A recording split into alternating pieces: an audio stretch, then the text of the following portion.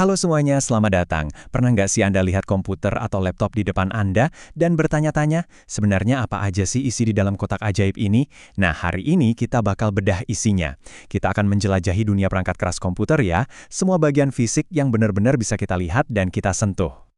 Ini dia peta perjalanan kita hari ini. Kita mulai dari luar, dari alat-alat yang kita sentuh untuk ngobrol sama komputer. Terus kita nyelam ke intinya, ke otaknya. Habis itu, kita lihat gimana komputer ngomong balik ke kita, dan terakhir, kita intip di mana semua file dan data kita tidur dengan nyenyak. Oke, kita mulai dari yang paling dasar dulu ya. Kita bangun fondasinya. Apa sih sebenarnya yang dimaksud dengan perangkat keras? Gampangnya gini, perangkat keras atau hardware itu adalah semua bagian komputer yang punya wujud fisik, yang bisa kita pegang. Analogi gitar ini pas banget loh. Gitarnya itu ya hardware-nya, bendanya nyata. Nah, lagunya itu software-nya, perintah-perintah yang bikin si gitar ngeluarin musik. Keduanya ini saling butuh. Punya gitar canggih tapi nggak tahu mau mainin lagu apa, ya percuma kan? Begitu juga sebaliknya. Nah, setiap perangkat keras, nggak peduli serumit apapun, fungsinya bisa kita kelompokkan ke dalam 4 kategori inti ini. Mereka ini kerja bareng kayak satu tim yang kompak banget buat ngejalanin semua perintah kita. Yuk kita bedah satu persatu. Oke, perhentian pertama, perangkat input. Anggap aja ini adalah semua cara kita buat ngomong sama komputer, jembatan antara dunia kita dan dunia digital di dalamnya. Yang paling kita kenal sehari-hari ya jelas keyboard dan mouse. Dengan keyboard, kita mengubah ide di kepala jadi teks dan perintah. Sementara mouse, ini udah kayak perpanjangan tangan kita di dunia maya. Buat nunjuk, ngeklik, geser-geser objek. Keduanya ini adalah gerbang utama komunikasi kita dengan mesin. Tapi, ngomong sama komputer itu nggak cuma ngetik dan ngeklik loh.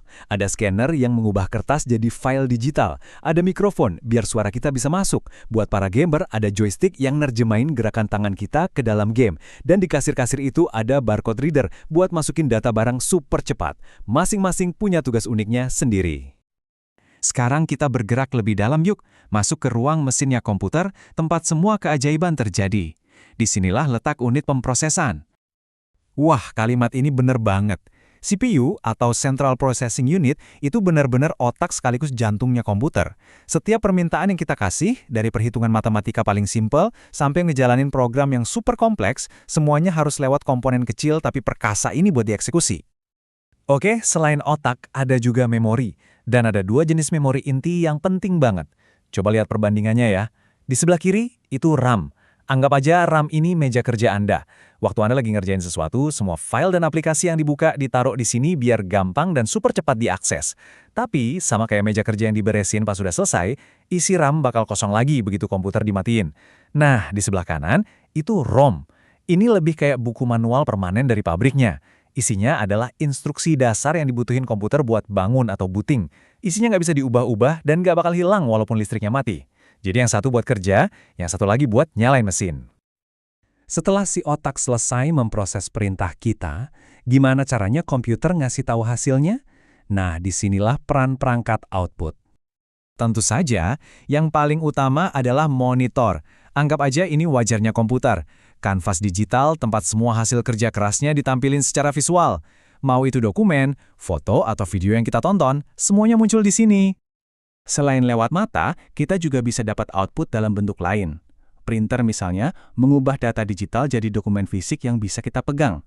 Terus ada speaker yang mengubah sinyal digital jadi gelombang suara yang bisa kita dengar. Dan sampailah kita di kategori terakhir, perpustakaan digitalnya komputer. Disinilah semua file, dokumen, dan kenangan digital kita disimpan dengan aman untuk jangka panjang. Nah, rak buku di perpustakaan ini ada beberapa jenis. Pertama, ada HDD atau hard disk drive. Ini kayak gudang raksasa, kapasitasnya besar, harganya relatif murah. Lalu ada SSD atau solid state drive. Ini teknologinya lebih baru, nggak ada bagian bergeraknya, jadi jauh lebih cepat, senyap, dan lebih tahan banting. Terakhir, tentu saja, ada flash drive atau USB, yang kecil dan gampang dibawa-bawa, pas banget buat mindahin data. Tapi evolusi penyimpanan nggak berhenti di situ. Sekarang kita ada di eranya cloud storage. Konsepnya gini, daripada nyimpen file di satu hard disk di depan kita nyimpennya di jaringan server raksasa yang bisa diakses dari mana aja, asal ada internet. Jadi file kita itu tinggal di awan. Keunggulannya apa? Wah, banyak. Fleksibilitasnya luar biasa. Anda bisa mulai ngerjain sesuatu di komputer kantor, lanjutin di HP pas di jalan, dan selesain di laptop rumah. Nggak perlu pusing mindahin file manual.